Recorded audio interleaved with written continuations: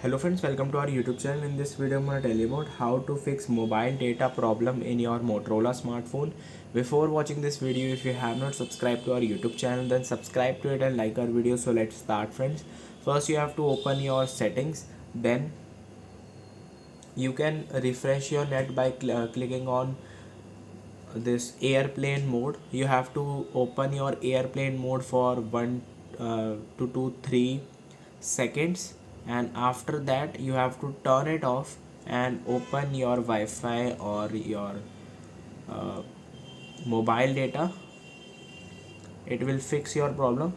And if it is not, then you have to open settings, then go to reset. Here it is reset. Just type here reset and you will see reset Wi-Fi. You have to reset this. It will fix your problem.